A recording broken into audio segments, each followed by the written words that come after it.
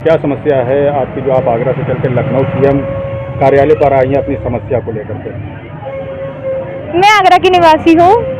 मेरे साथ कुछ लोगों ने षड्यंत्र रच के मेरे खिलाफ फर्जी मुकदमा किया है, जिसमें पुलिस ले देकर और प्रधान भाग दौड़ कर रहा है जो उसकी पहुँच है। माना हम गरीब इंसान है, पर एक इंसाफ सत्य का भी होता है। हमारी पहुँच नहीं है, पर हमारी भी तो सुनवाई हो। हम थाने पर जाते तो सुनने के लिए इंस्पेक्टर तैयार नहीं होता है, और न ही आईओ। थाना खंदौली क्षेत्र है।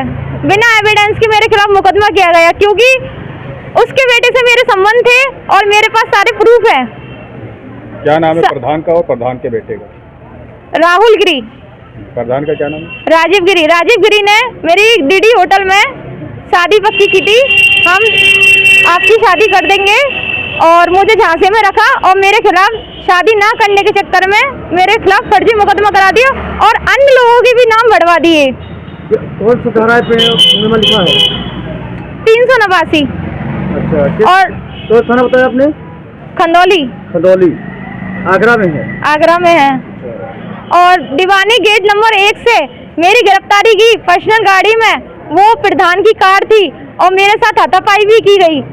और आईओ खान और उसके अंदर प्रधान था और उसका एक पता नहीं कौन था, मैं अन्य व्यक्ति था, मैं नहीं जानती हूँ। पर मेरे साथ बहुत गलत हो रहा है। मुझे गिरफ्तार करके मुझे जेल भेजा गया।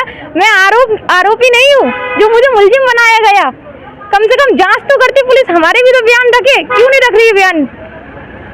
इसी के चक्कर में मैं आज अपनी मांग मांगने आई हूँ। कहते हैं बाबा के दरबार पे सबको न्याय मिलता है, तो मेरे पास मैं सीपी साहब के चक्कर काट रही हूँ। ये मेरे पास सारे एविडेंस है।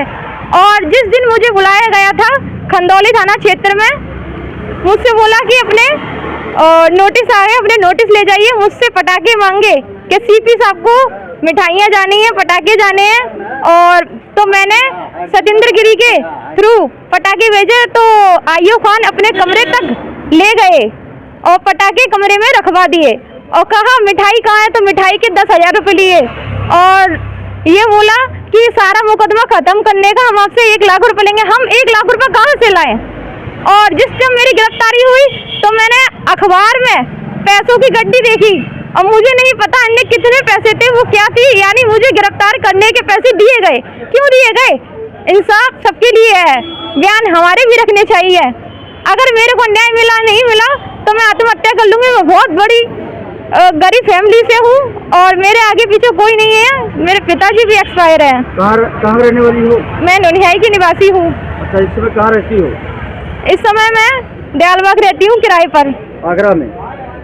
मेरे एक भाई का हाथ नहीं है, एक भाई पैर से विकलांग है और मेरी माँ भी थोड़ा हाथ से ठीक नहीं है। मैं अपना थोड़ा बहुत काम वाम करके अपने घर का खर्चा वर्चा चलाती हूँ। न्यूज़ की एडिटिंग करना, रिपोर्टिंग करना, ये सब मेरा काम था। पर ये लोग मुझे बदनाम कर रहे हैं, मेरी झूठी खबर निकलवा रहे हैं। यहाँ तक कि बड़े बड़े अखबारों में मेरी न्यूज़ नहीं निकली, बिना एविडेंस के कैसे ही मेरे खिलाफ कर रहे हैं। छोटे मोटे अखबारों में मुझे बदनाम किया। उसमें कुछ पत्रकार भी है फर्जी जो मेरी रिपोर्ट छाप रहे हैं, ना ही मेरे फोटो को ब्लर किया जा रहा है। कुछ पत्रकारों का नाम बताओगे? एक मुनीस अलवी है, अलीन चौधरी, जो मुझे फंसा रहे हैं, और कुछ पता नहीं कुछ अन्य रूप से किस तरह के अखबार चला रहे हैं मुझे नहीं पता। पर मेरा इतिहास, मेरा फोटो अखबार में छाप रहे हैं। ऐसे कैसे किसी लड़की के चरित्र पे ये दाग लगा सकते हैं? मेरी लाइफ में क्यों, पर्सनल लाइफ में ये दखल कर रहे हैं? मतलब आपका कहना ये है कि जो कथित पत्रकार हैं वो भी प्रधान से मिल करके आपके चरित्र को जो है दाग लगा रहे हैं। इसके संबंध में आप योगी आदित्यनाथ जी से क्या कहना चाहेंगी? मुझे इंसाफ नहीं मिला तो मैं आत्महत्या कर लूंगी। बस लड़का 27 तारीख को शादी कर रहा है, मुझे उसकी शादी नहीं होने दूंगी मैं। अगर वो शादी करेगा तो अगर मेरी जान जाती है, उसमें जिम्मेदार प्रधान और प्रशासन रहेगा, उसके जिम्मेदार, और कुछ पत्रकार नहीं।